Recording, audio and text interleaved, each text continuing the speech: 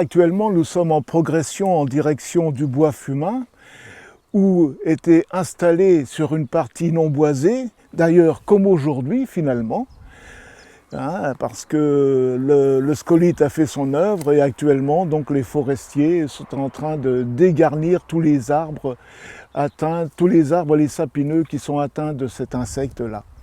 Alors je disais que nous sommes en cours de progression et nous allons aux abords du bois fumain retrouver donc les abris DV3 et DV4 qui servaient justement à des compagnies de prendre les défenses des retranchements R3, R2 et R1 justement.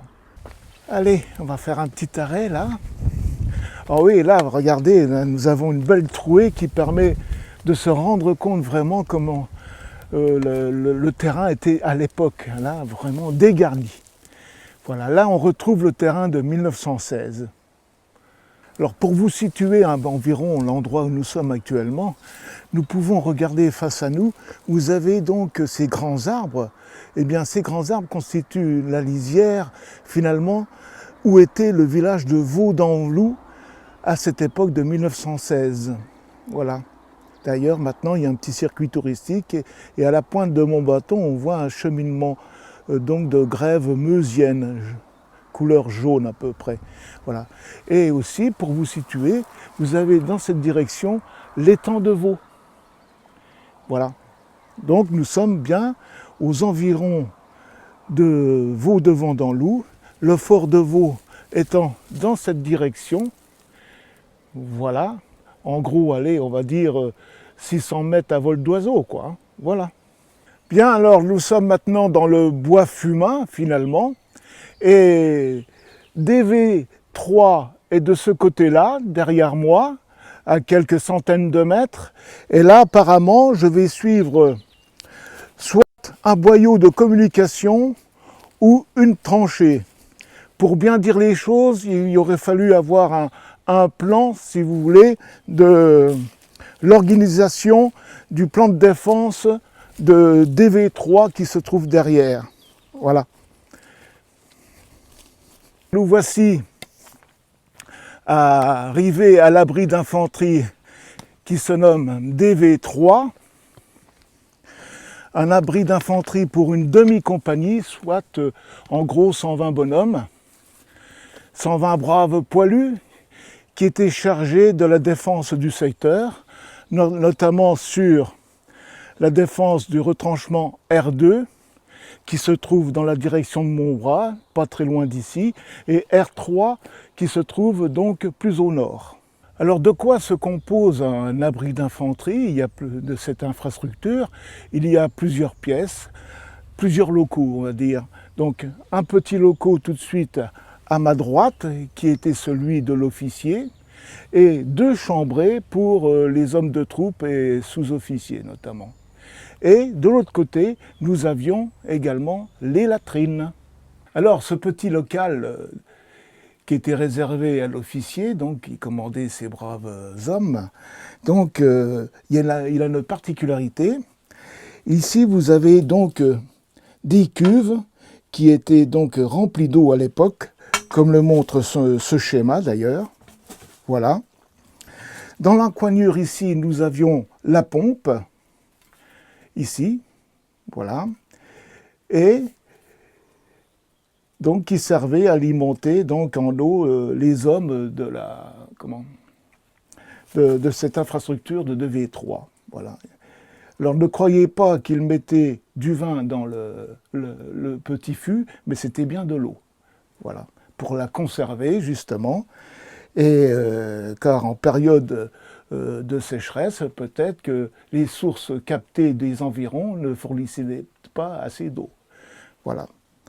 Et là, on remarque bien, donc ici, à cet emplacement, la petite table de l'officier, voilà, son petit bureau.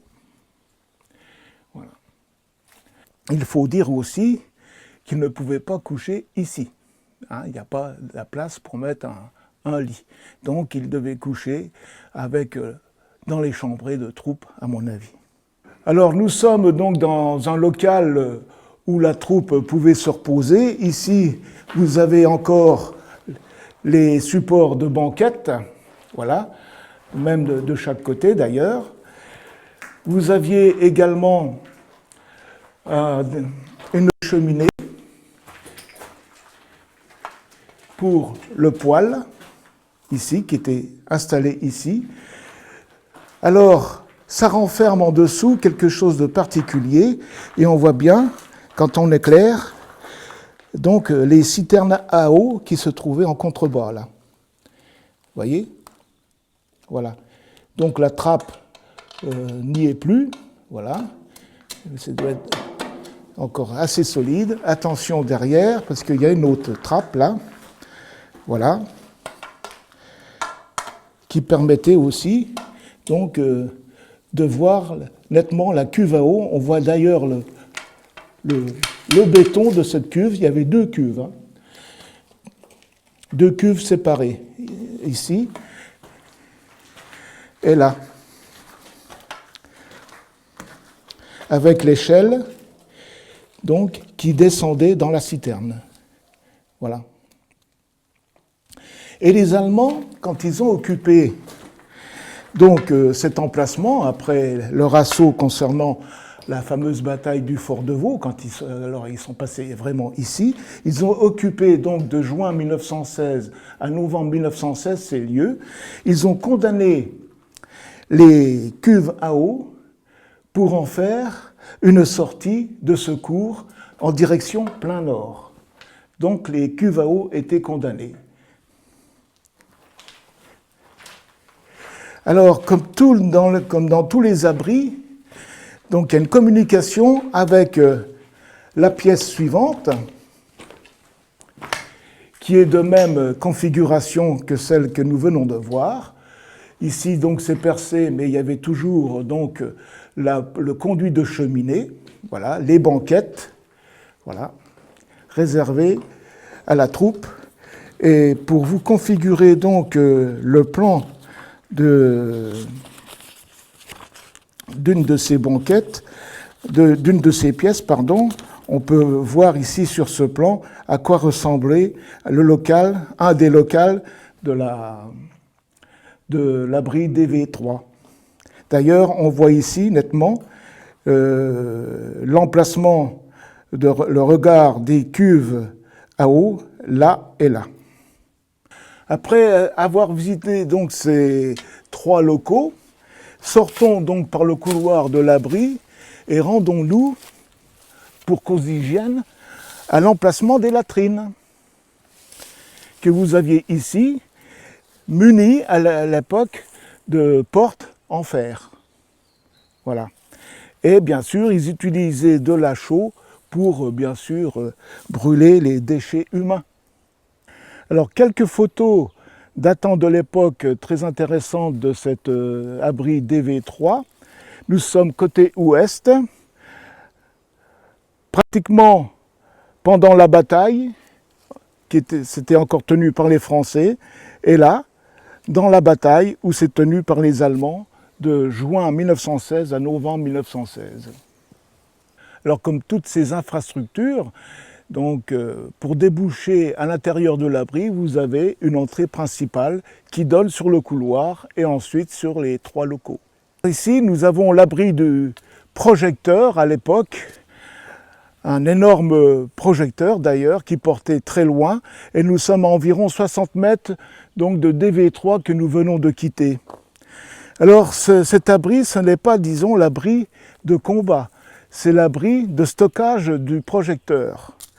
Ce projecteur, dans la journée, était installé ici et les soldats chargés de l'observation, donc du ravin des Fontaines qui se situe en gros nord-ouest et nord, plus les pentes du plateau d'Ardaumont qui se trouve au-dessus du village de Vaux et de l'étang de Vaux, donc étaient chargés justement de temps à autre, d'illuminer par son puissant éclairage ce qui pouvait se passer de l'autre côté, disons, de ce secteur. Alors, il l'acheminait au moyen d'un rail, d'une petite voie ferrée, en gros sur une cinquantaine de mètres, où il rejoignait son emplacement de combat. Donc la nuit, il quittait son abri pour aller sur son emplacement de combat, qui était aménagé à cet effet. Alors, imaginez-vous qu'ici, ce n'était pas boisé du tout, hein. Donc sinon, les rayons du projecteur, ça ne servait à rien. Alors, pour faire régner donc cette insécurité sur les Allemands qui se trouvent de l'autre côté, hein, comme je vous ai expliqué, alors là, par intermittence, les soldats chargés de l'observation allumaient, éteignaient ce projecteur. Alors, pour mieux comprendre, j'ai ici un croquis et un plan photo vertical prise à l'époque. On voit bien donc l'abri du projecteur et avec un cheminement en rail, ça rejoint donc son poste de combat, ici. Voilà. Et ici, vous avez un croquis qui est vraiment bien fait et qui concerne l'abri de repos, si je puis dire, du projecteur. Et on voit cette lentille du projecteur qui obture pour, disons, de raisons de sûreté. Voilà. Alors, j'ai encore une photo et un croquis pour continuer à expliquer cet ensemble. Vous avez là, donc, de nuit, le faisceau très puissant donc, du projecteur, qui pouvait être muni aussi de lamelles pour faire des signaux, donc avec des signaux de communication, notamment avec d'autres projecteurs du secteur. Et ici, ce croquis détermine bien l'emplacement de son abri normal et son poste de combat, avec la petite voie de chemin de fer qui l'y amène. Alors nous sommes à l'abri d'infanterie d'une demi-compagnie, donc qui se nomme DV4. C'est la copie conforme de DV2, de DV3 et de DV1. Donc muni toujours d'une entrée principale, d'un couloir et de 3 locaux. Il est plus détruit que les autres, celui-ci, à mon avis. On voit que les bombardements ont fait quand même leur œuvre et il se trouve au débouché du retranchement R1, justement. Voilà. Les latrines, quant à elles, étaient de ce côté-là, sur la droite de l'infrastructure, un peu plus loin.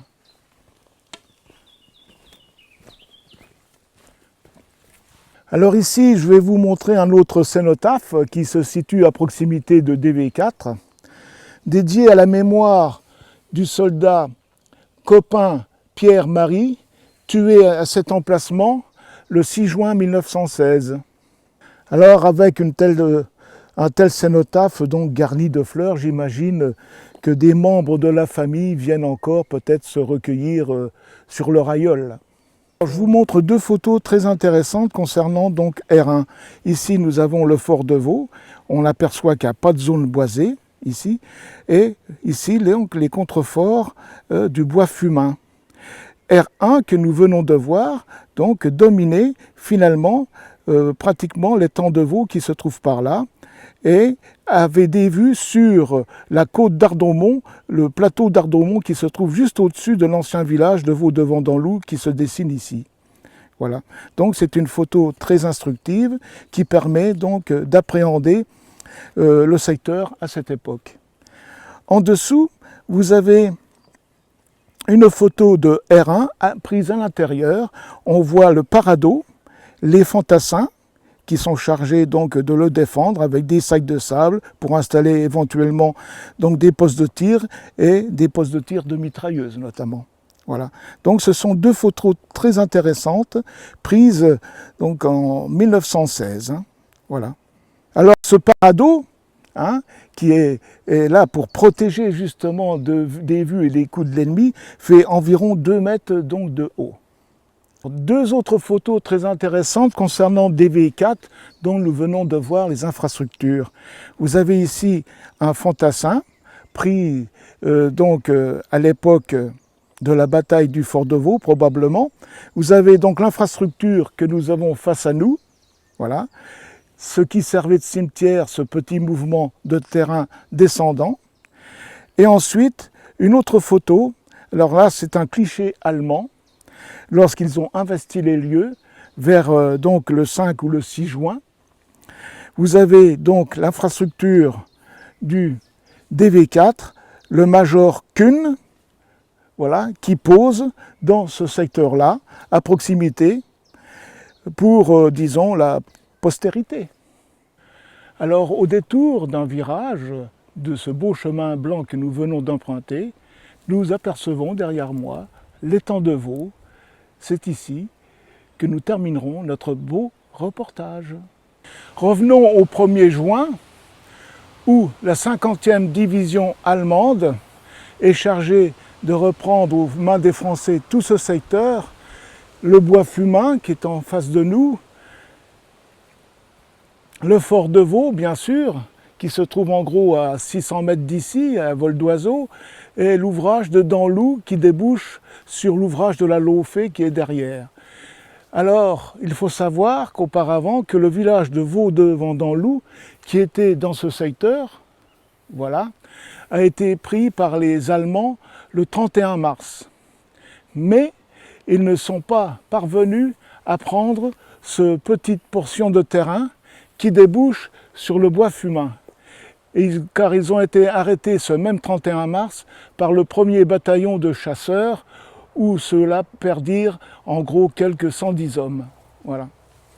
Alors ils vont débouler du ravin de la Fausse-Côte et du bois d'Ardaumont pour venir ici, franchir la ligne de chemin de fer, le Taco, qui est en surplomb de ma position là, et franchir le chemin qui existait à l'époque, qui desservait Vaux-devant-Danlou, et pour monter à l'assaut donc des ouvrages R1, R2, R3, puis bien sûr le fort de Vaux. Bien, nous voici au terme de notre reportage. J'espère que ce reportage vous plaira et qu'il sera regardé avec curiosité, car c'est un secteur très peu connu du grand public. Au revoir et à bientôt. Chers amis, lors du premier reportage en cours de diffusion sur le secteur de Vaux, concernant le bois Fumain, j'ai commis une erreur concernant la croix sans nom, proche du retranchement numéro 1, à proximité de DV4. En fait, il s'agit d'une croix dédiée au lieutenant Claude Léon Émile du 298e régiment d'infanterie, venu relever le capitaine Delvert le 5 juin. Ce lieutenant devait arriver avec plus d'une centaine d'hommes et finalement il n'est arrivé qu'avec 25 hommes et il tiendra R1 jusqu'au 8 juin, c'est-à-dire jusqu'à l'anéantissement complet de son effectif. Si le fort de Vaux est héroïque, R1 l'est autant. Je tiens à préciser également que ce petit cénotaphe a été mis en place par la famille du lieutenant Claude en 2016.